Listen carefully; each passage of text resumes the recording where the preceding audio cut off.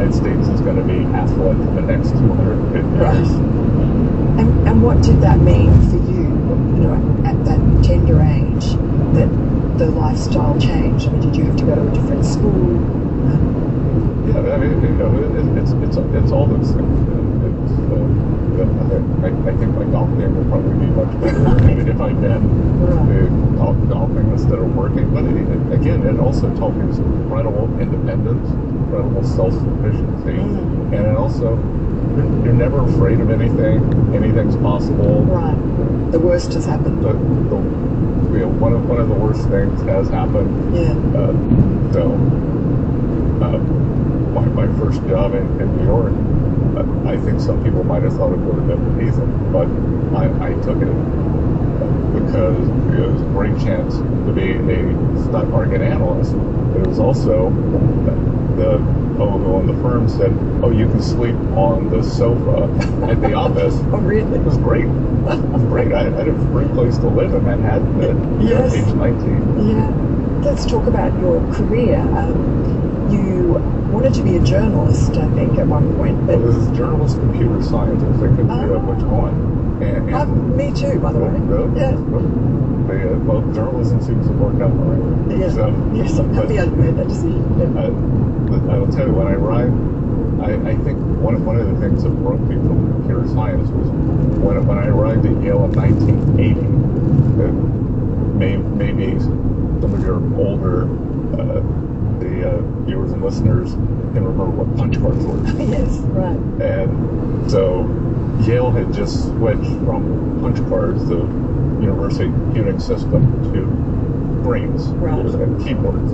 And the transition was a disaster. I mean, worse than anything I've seen at the IRS here. Wow, which must was have been bad. It was bad, and it just broke me. And yeah, I'm not doing this. And then, that back in the 80s, newspapers, Time Magazine, Newsweek, the newspaper at Yale was called the Yale Daily News, and if you became editor-in-chief of that, you pretty much be a reporter, one of those.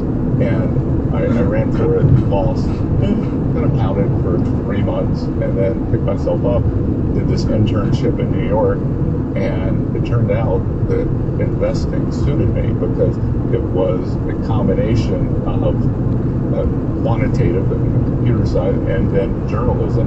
Investing, a lot of it's really telling a story. Right. So putting those two together. Researching, creating a narrative. Researching, creating a narrative.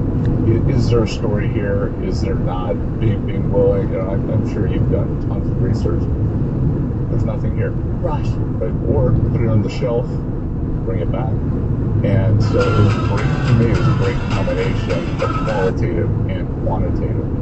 And my sister always says, you're really lucky because what you love doing, and for up until I took a position here at Treasury, I was doing it 15, 20 hours a day.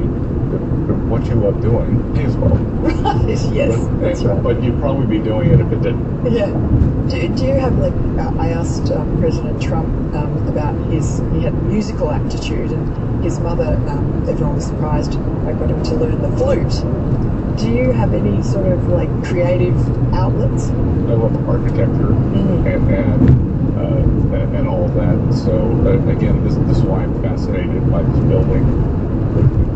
It's not only an honor for me to be in the White House, but it's very visually inspiring. And this is the first time I've ever lived in Washington, and just the monumental building, history, and I moved here from Charleston, South Carolina. You had a beautiful house there that you renovated. Yes. Yeah. And so Charleston has the largest historic district in America, and it's always voted the #1 tourist destination because it's great that American people all over the world want to come and see it. And so back to your big job was to work for George Soros, who I guess he's like the bête noire of the MAGA movement. What's he like? Do you still talk to him? No, I haven't spoken to him since 2016. And look,